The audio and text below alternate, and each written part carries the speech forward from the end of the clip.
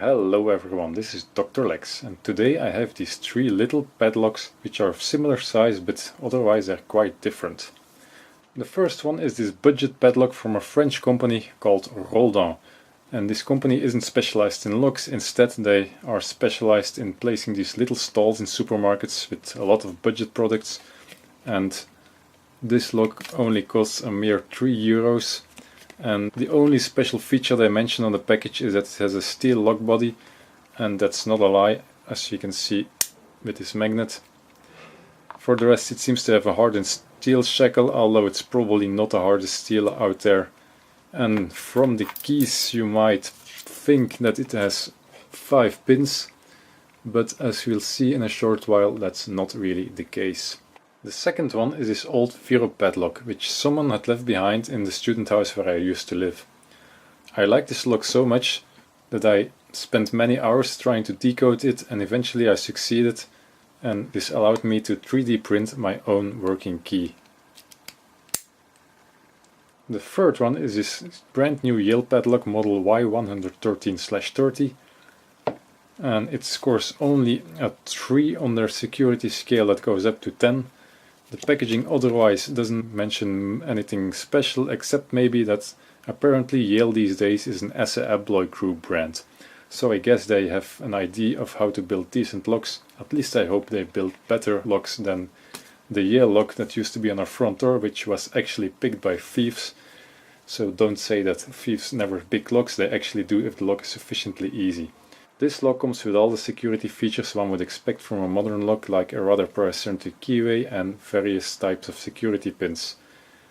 And it comes with 3 keys, and as I said before, I specifically selected this for its very nice bitting, which has given me a lot of trouble, but I did finally manage to pick it open, and I will show the bitting in the end.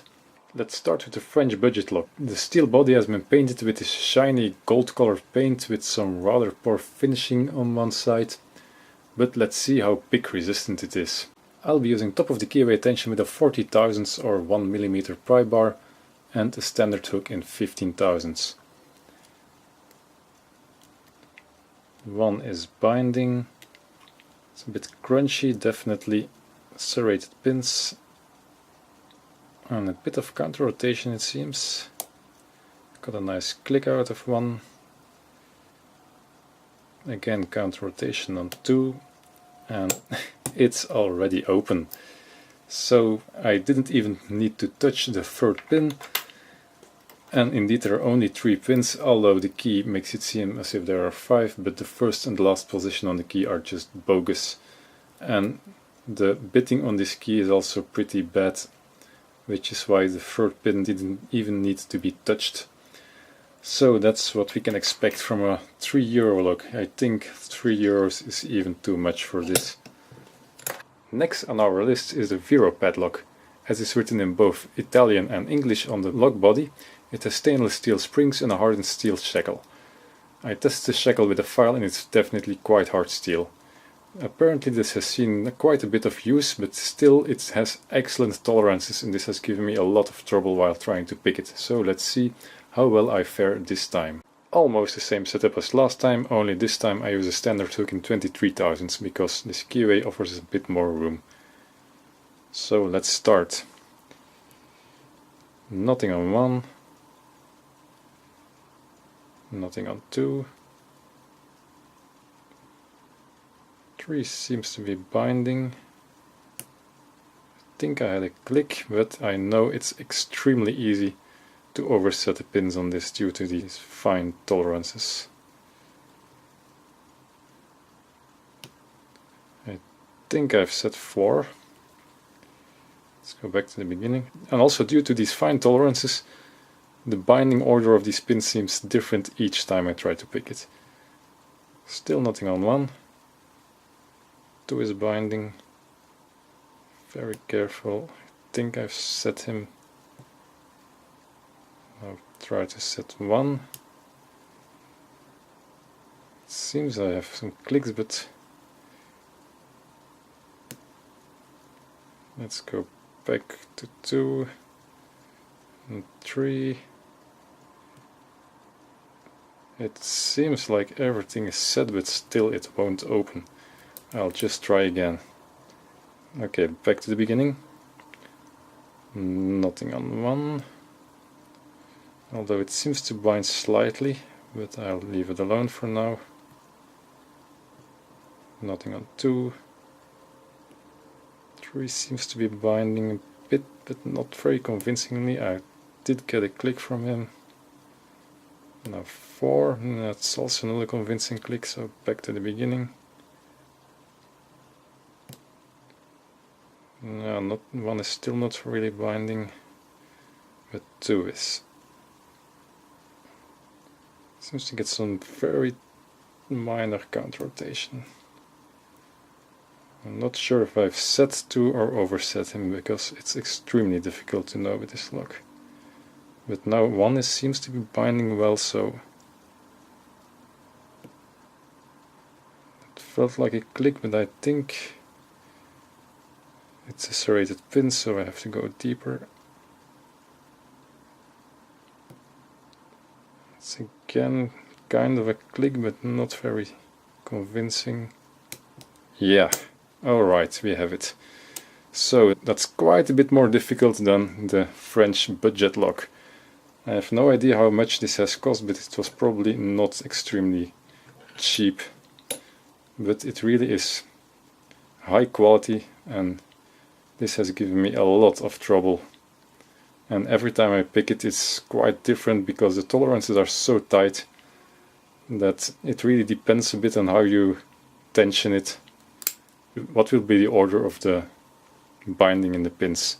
So this is a very nice little lock, which is why I 3D printed my own key, so I might actually use it. Now onto the more modern Yale padlock. As I said before, I specifically bought this particular one for its very challenging bitting, which has until now given me a lot of trouble picking it, until I figured out that this deforced diamond in 15,000 is just able to do the job. Due to the paracentric keyway, I have to use bottom of the keyway tension on this lock, but I don't lose any useful space anyway by doing this due to the shape of the keyway. First I'll show what happens if I just tackle this lock naively without having any idea what the bitting could be. So nothing on 1, then I go to 2,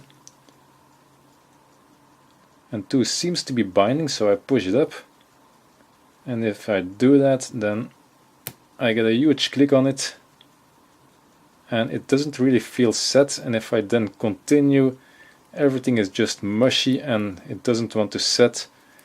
So this indicates that I've majorly overset 2 and I have to start over and try to avoid touching it at all, because it seems to be that the cut in the key for pin 2 is very deep, so it almost doesn't need to be pushed up.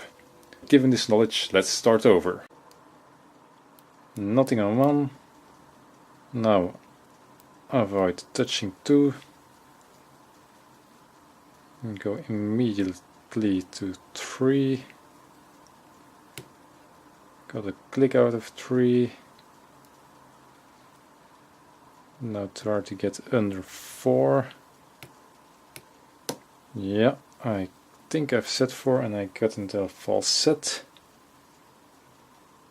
Now try to get 1. Okay, got a click out of 1 and a slight movement. So now I have some counter rotation, so carefully continue. Alright, and we got it. That might have seemed easy, but I can assure you it wasn't. This has taken me many days until I figured out how to open this lock. And even then, if I don't tension it just right and I don't position my pin exactly at the tip of the pins, then it just won't work. But once you know the trick, you can open it quite easily. All in all, a very nice little padlock, but I guess especially this one is very difficult to open thanks to its very difficult bitting, and the other ones with less difficult bitting will be much easier to open if you have a pick that fits in the paracentric keyway. And of course I now have to show you this bitting, and it looks like this, as you might have guessed from the way I picked it. So all pins are almost at their deepest position except the second one, which is probably at the highest possible position, so it's very difficult to set the 2 last pins without oversetting this second pin, which was what happened during my first naive attempts. So that's all. See you next time and have a nice day.